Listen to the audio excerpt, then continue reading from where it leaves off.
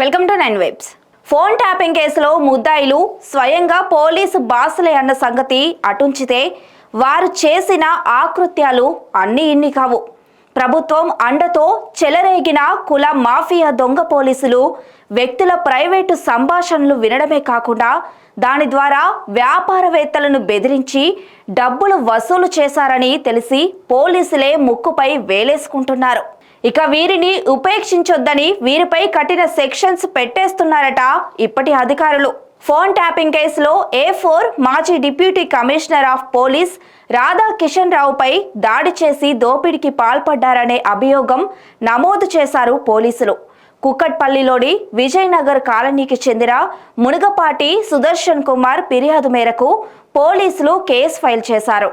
కుక్కట్పల్లి పోలీసులు తెలిపిన వివరాల ప్రకారం 52 ఏళ్ల వ్యాపారవేత్త సుదర్శన్ కుమార్ తన స్నేహితుడు ఎస్ఆర్ నగర్కు చెందిన ఎంవి రాజు, సనత్ నగర్కు చెందిన ఏవికే విశ్వనాథ్ రాజు రాజేశ్వర కన్స్ట్రక్షన్స్లో పెట్టుబడులు పెట్టేందుకు తనను సంప్రదించారని ఆరోపించారు. వారు సుదర్శన్ కుమార్కు తన పెట్టుబడిపై 10% లాభం ఇస్తానని హామీ ఇచ్చారు.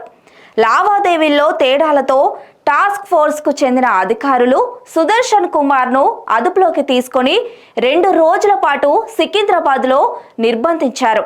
మాజీ డీసీపీ రాధాకిషన్ రావుతో సహా పోలీసు సిబ్బంది తనపై రబ్బరు ప్యాడ్లతో దాడి చేశారని సుదర్శన్ కుమార్ ఆరోపించాడు.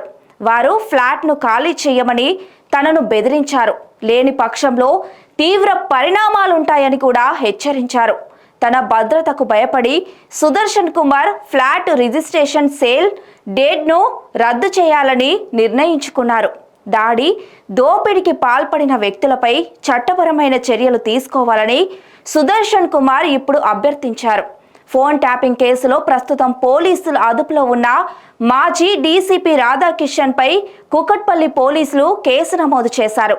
పోలీసులు section 364A, 347, 324, 109 IPC, right of way 34 IPC కింద కేసు నమోదు చేశారు. ఇంత అఘాయిత్యానికి పాల్పడ్డవారు పోలీసులే అని చెబుతున్న పోలీసులు మరి ఇప్పటి ప్రభుత్వం చేయమంటే అదే పని చేస్తారా చేయరా అనేది $1000 ప్రశ్న. ఇక 100 రోజులు పాలన పూర్తి కాలేదు కూడా. ముందుంది ముసళ్ళ పండుగ అంటున్నారు రిటైర్డ్ పోలీసు అధికారులు. Stay tune to 9 vibes.